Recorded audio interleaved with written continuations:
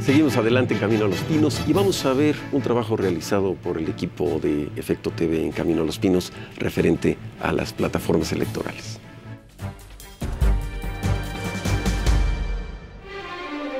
Tras el fin de la Revolución Mexicana y el tránsito de la disputa del poder mediante las armas por el del voto, México ha tenido gobernantes de todo tipo y estatura, quienes eligieron mediante el voto o la designación a los hombres que nos han gobernado. Nos heredaron costos y beneficios que aún quedan en la memoria nacional. Uno de los que más influyó en el país fue el general Lázaro Cárdenas. Se le recuerda por la nacionalización de la industria petrolera. Impulsó una reforma agraria, nacionalizó también los ferrocarriles, colaboró con la República Española y abrió las puertas del país a cientos de refugiados españoles. Dio un fuerte impulso a la educación y creó el Instituto Politécnico Nacional.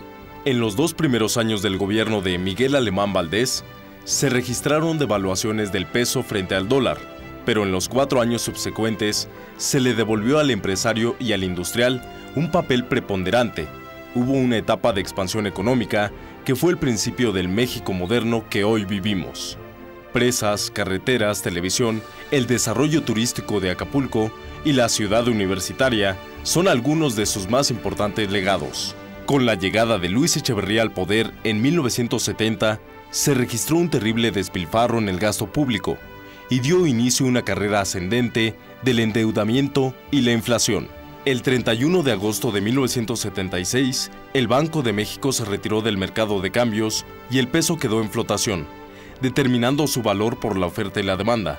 En el primer día, el tipo de cambio pasó de 12.50 a 20.60 pesos por dólar. La inflación llegó a 137% en el sexenio.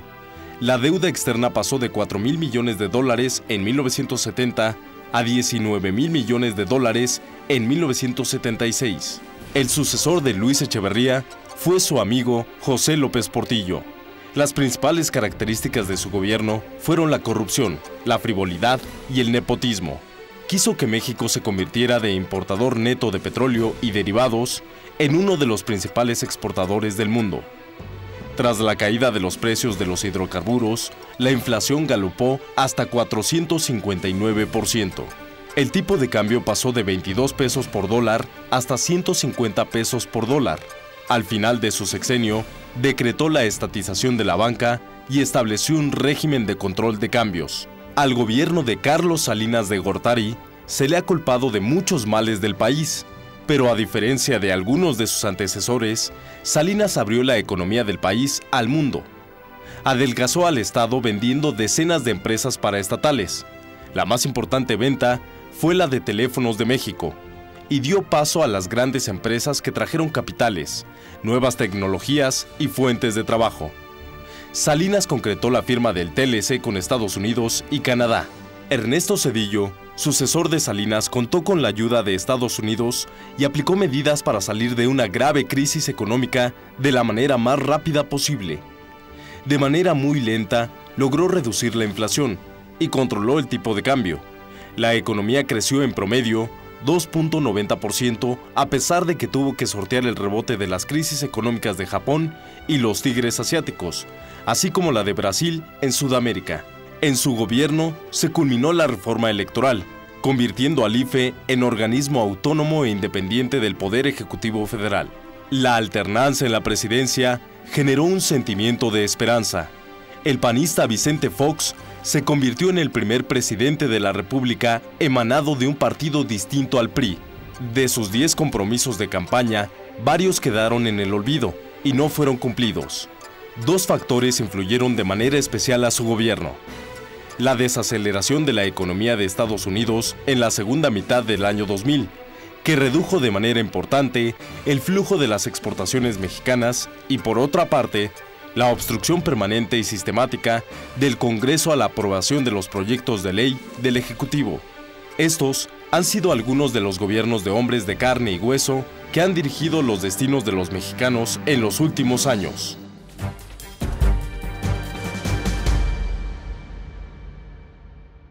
Enrique, Me da la impresión, no sé si la compartas, de que los partidos políticos y los candidatos no le ponen la suficiente atención y seriedad a las plataformas.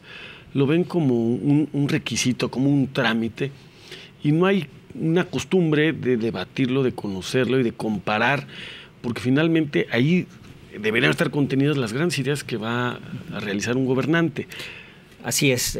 Bueno, la impresión que da desde afuera y es justamente lo que mencionas, que se vuelve como un trámite. Seguro representa una negociación al interior del partido, específicamente en algunos temas que son quizás espinosos, pero una buena parte de la plataforma, por lo menos lo que vimos en aquella ocasión, es que era muy general, como que era una canasta muy amplia donde casi cabía cualquier cosa. Y quizás resulte justamente de esta negociación política. Entonces, por eso era útil después ver lo que decía cada uno de los candidatos en lo individual. Y eso pues ya era un compromiso más serio, digamos, más directo de una persona con nombre y apellido. Entonces, sí coincidiría en que hay un poco lo que mencionas, pero también se entiende de que es una cuestión, que hay una negociación detrás. Lo que sí me parece es que hay un poco de todo. Es decir, no tiene una estructura homogénea, no es tan fácil comparar plataformas por eso mismo y por lo tanto sí creo que valga la pena el que el IFE ponga algunos lineamientos básicos que podrían tener las plataformas y que los partidos, sabiendo que ahora los vamos a estar evaluando, no solo nosotros, estoy seguro, muchas más gentes, y vamos a estar evaluando desde la plataforma electoral, pues yo espero que pongan más atención en ese tema. Entonces aquí lo que es importante es que nuestros televidentes, el público en general, la consolidación de una cultura democrática pase por el hecho de que los partidos hagan un trabajo de responsabilidad respecto a lo que van a divulgar, a los planteamientos que están haciendo en una plataforma electoral y que no sea solamente un elemento discursivo o un elemento de recriminaciones para el debate, ¿no? Sino sea una estructura articulada de propuestas concretas de cómo piensan administrar el país si es que llegan al poder, ¿no? Así es, o sea, el punto es que eran tales generalidades, Lorenzo, que pues eran hasta, digo, podría uno comparar y decir, pues son iguales, ¿no? Digo, estoy exagerando, pero había mucho grado de generalidad. Y entonces sí es importante, como mencionas, que haya mayor precisión, mayor claridad para los electores, pues para saber con quién quieres poner tu voto, porque al final de cuentas un partido no solamente es para el candidato a la presidencia, sino que también se supone que respalda las candidaturas a los diputados federales, a otras personas que van a ser electas y que por lo mismo pues debería tener una idea por quién te vas. Y por eso, al haber esa no claridad, muchas veces vemos que los electores prefieren irse por los nombres, las personas, más que por los propios plataformas electorales. Contenidos. ¿Qué temas ves? ¿Cuáles son las áreas de disenso que hay en los temas de los tres partidos que comparaste, que obviamente son PRI, PRD y PAN, ¿no? Sí, bueno, aquel fue un ejercicio del 2006 en donde sí había muchas diferencias, pero también había muchísimas coincidencias. El 6 publicó, y está en la página, si alguien lo quiere revisar con cuidado, en www.sei.org.mx, la comparación de las propuestas de campaña en los diferentes temas. Y ahí sacamos un documento en donde se veía que en una gran cantidad de temas había mucha coincidencia. Desde el punto de vista económico, en la parte fiscal incluso, había, bueno, quien buscaba el flat tax, por ejemplo, el impuesto plano, otros decían, bueno, pues no, pero no eran tampoco plano, tenía 3 escaloncitos y, en fin, había acercamientos importantes en algunos rubros. Otros ciertamente estaban un poco más alejados, pero lo que fue interesante, sobre todo por la postelección, con todos los conflictos que trajo, lo que era muy interesante era ver cómo había mucha mayor coincidencia de la que se decía. Quiero aclarar, si me permiten, que esto no es únicamente en las plataformas electorales o en las campañas que hubo.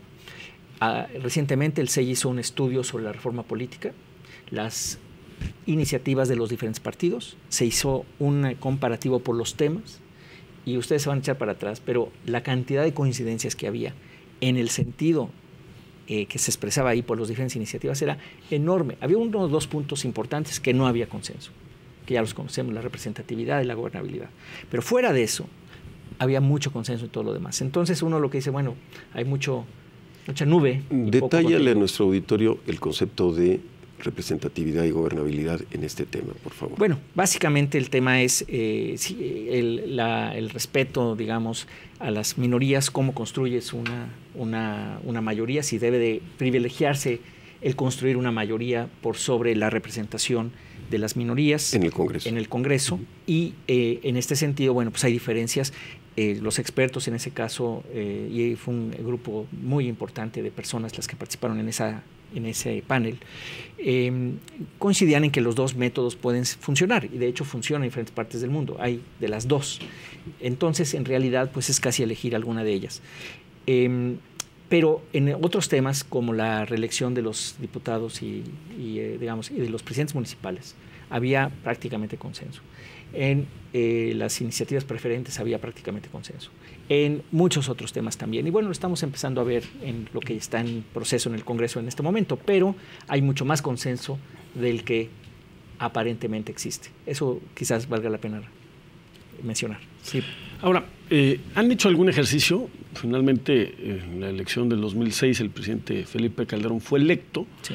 Y lo que decía Lorenzo, ¿han analizado la relación entre la propuesta de campaña y lo que ha pasado en el gobierno? Sí, cómo no. De hecho, hay un ejercicio que tomamos a la mitad del sexenio, en donde se analizó la concordancia entre lo que se había prometido, lo que había en el plan, que por cierto hay mucha coincidencia, ese caso sí es interesante, de las promesas de campaña de Calderón a lo que fue el Plan Nacional de Desarrollo, hay bastante coincidencia. Pero después se evaluó el desempeño del gobierno a los 3 años de estar en el poder. Eso está publicado, sacó poco menos de 6 de calificación. El CEI pone calificaciones numéricas para tener un poco más de punch. Y al mismo tiempo la justificación cualitativa, naturalmente. Pero bueno, sacó un poquito menos de 6 y se revisaron pues todos los temas del Plan Estatal de Desarrollo. Fue un panel también muy grande, debe haber sido, bueno, eran 5 paneles distintos. Al final participaron 70, 80 personas en eso. Enrique, el tema económico, para empezar en orden. Uno de los temas que siempre se analiza es cuál es el modelo económico o el proyecto económico de cada candidato. Ni la Constitución ni nuestro país tiene un modelo económico común. Vemos que sexenio con sexenio el estilo personal de gobernar y las facultades metaconstitucionales hacen que los presidentes le den acentos distintos a los instrumentos de política económica. De esta manera vemos que, por ejemplo, la izquierda privilegia la vía sindical, es un poquitito celosa de la inversión extranjera y de la apertura comercial hacia el exterior, o la sobredependencia de un solo mercado, en este caso Estados Unidos. Vemos que hay una confusión, en mi opinión, entre el modelo fiscal del país en el gobierno federal y que eso significa que automáticamente el modelo económico va a funcionar. Tenemos las finanzas en orden, entonces el modelo económico funciona. Pero esta falacia de composición de que si las finanzas están en orden, nos dejan con una duda que nos implica saber cómo va a funcionar o si existe un consenso respecto a un modelo económico de país que nos responda la pregunta ¿para qué sirve México? Sí. Bueno, mira, yo te diría que efectivamente hay variantes, pero lo que decía el 2006, las variantes no eran tan grandes en lo económico. Como que había un consenso de que había que tener cierta estabilidad, por ahí no había casi discusión. Había una discusión entre si el Banco de México debería tener el doble mandato o no, ¿no? Es decir, promover el crecimiento y además la estabilidad de precios. Ese, digamos, era la mayor diferencia. Pero nadie estaba en contra de que hubiera estabilidad en general. Donde había mayores diferencias, si no recuerdo mal, era, pues sí, qué se hace con la inversión extranjera, qué se hace con algunas empresas públicas. Aún el candidato más de derecha, el presidente, digamos, del PAN, estaba muy cauto en qué hacer con Pemex, por ejemplo, o qué hacer en ese tipo de cuestiones. Pero en términos de, digamos, macroeconómicos no había grandes diferencias. En términos de competencia, tampoco había grandes diferencias, lo cual en la realidad pues no se ha dado mucho. Sabemos los problemas que tiene la COFECO y la COFETEL, por ejemplo, ¿no?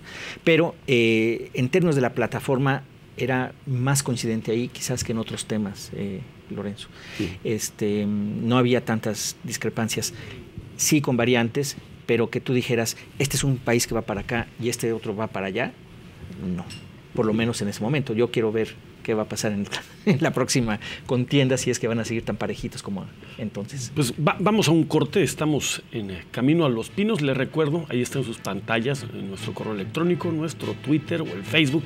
Por favor, denos sus comentarios, opiniones, regresamos después de este corte.